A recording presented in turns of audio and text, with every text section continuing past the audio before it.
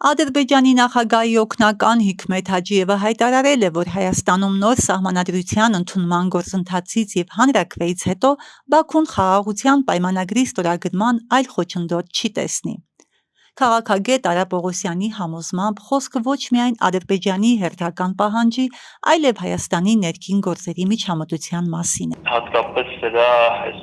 հետևանքներից մեկը եղավ այն, որ վերջերս նաև Ռուսաստանից մենք դատանքեցի ազդակ,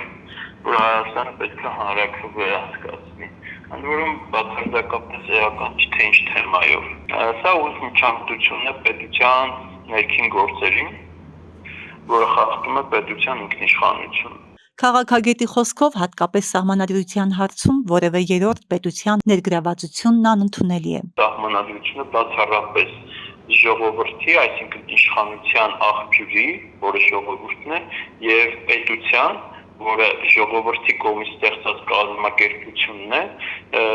այս երկուսի միջև կարգավորվող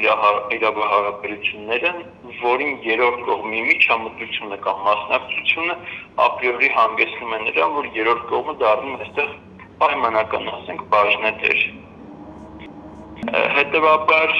երրորդ կողմի կամ երրորդ պետության միջամտության պահանջով սահմանադրության փոփոխությունը հանգեցնելու է նրան, որ այլ կողմեր եւ նախ դառնալու է նախադեպ եւ այսպիսի նախադեպ բարբերաբար օգտագործվելու է։ Անդրադառնալով այն հարցին, թե արդյոք սահմանադրության փոփոխության պահանջը Ադրբեջանի վերջին նախապայմանն է, քաղաքագետը բացասական պատասխան տվեց։ Ես կարծում եմ ոչ։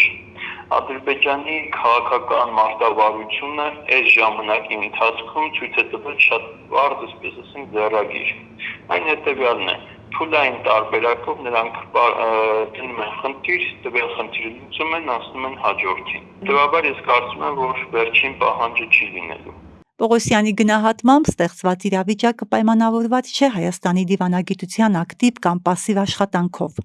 այլ իշխանությունների կողմից նախկինում ստանձած քաղաքական պարտավորություններով։ Ես կարծում եմ, սա ոչ թե պասիվ կամ ակտիվ դիվանագիտության հետևանք կամ արդյունք է,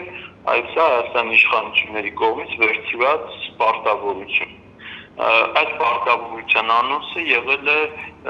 տարիներ առաջ, երբ Հայաստանի վարչապետը, եթե չեմ սխալվում, հանրային ռադիոյի եթերում հայտարարեց, որ եթե մի բան խանգարում է, մենք պետք է դրանից հրաժարվենք, որպեսզի լինի խաղաղություն։ Այդ հիշել այդ կարմիր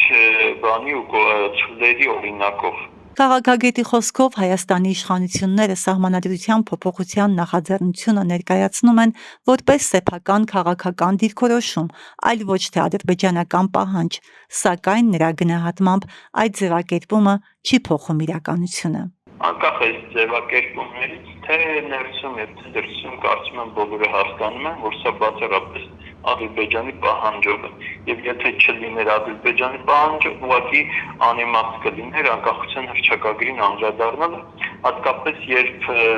21 թվականին, 22 թվականին Հայաստանի ներկայիս վարչապետը այսպես բավականին բուռն պաշտպանում էր անկախության հռչակագրի գաղափարը։